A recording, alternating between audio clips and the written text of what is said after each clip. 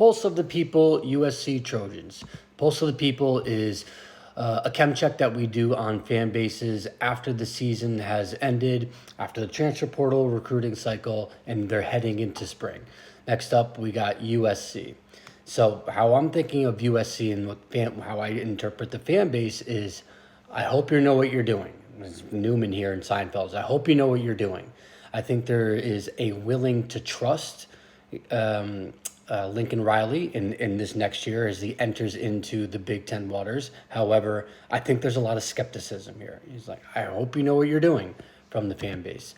Now, there's been reports out from Dan Weber that has been reported that the USC fight on culture has been diminished over the past few years. This is dating pre Lincoln Riley, but that hard nosed culture, and that has kind of gone away, and the traditions and being a part of USC as being important has dwindled a little bit.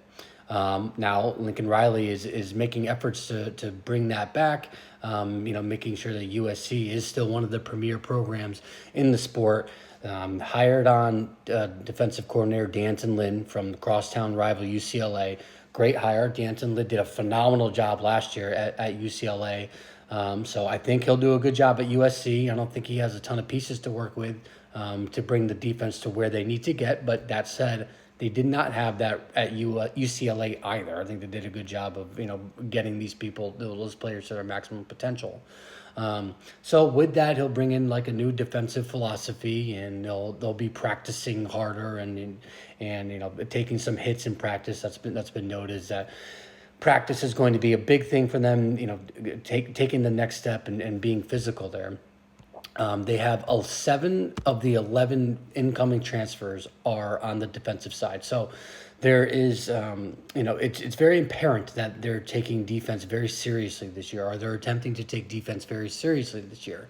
Now, none of the 7 guys on defense really impress me all that much, but it is important to see that they are trying to address this in the best way that they can.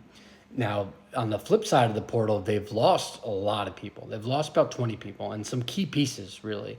They lost Dorian Singer to the portal, the transfer who they got from Arizona, that wide receiver. And then they lost Domani Jackson, 5-star cornerback recruit. They lost Tackett Curtis, Malachi Nelson to Boise State, and Raleek Brown, who really stood out as a freshman. So they lost some key pieces. And obviously the big elephant in the room is the quarterback. How are they going to replace Caleb Williams? Now, Miller Moss had a really good bowl game, so I think he's probably one of the front runners to take that starting position as we go into 2024. They've also brought in Jaden Mayava from Nevada. He had a great year at Nevada, so we'll see how that quarterback competition plays out. And wide receiver is going to be a question mark. You're going to have to rely on unproven receivers like Mekhi Lemon and Jacoby Lane and Deuce Robinson. This is a Lincoln Riley offense, so you kind of just trust Lincoln Riley to figure it out and know what he's doing and get the offense to where it needs to be. But there is a lot of question marks around the offense right now as it stands. Not to mention, they're heading into the Big Ten, and they have a pretty hard schedule. So they have an out-of-conference, against LSU. They have Michigan, Penn State, and Notre Dame on their schedule.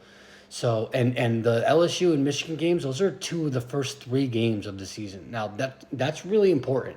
If they're going 0-2 against those teams, that could with these past USC teams, that could define how their season is going. They could pack it in right there and say, you know what, fuck this, our season's over.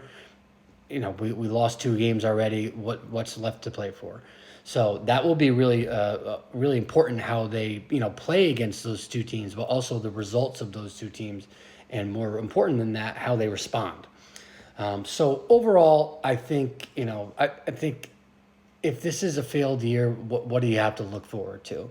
They haven't done a fantastic job in recruiting. The defensive reputation for Lincoln Riley has been piss poor for quite some time now, and that just continues to see that trend. So assuming that defense does not turn it around this year, you're low on recruiting. Now you're entering the Big Ten with more competition, and your defense really isn't all that great, and you're ready to take it to the next level. So this incoming 2024 class has ranks 17th, and it has no 5 stars, and only 2 are in the top 100. So for the first time, we really have questions on the offensive side of the ball for Lincoln Riley, and just have more hope that we can pull it together for the defensive side of the ball.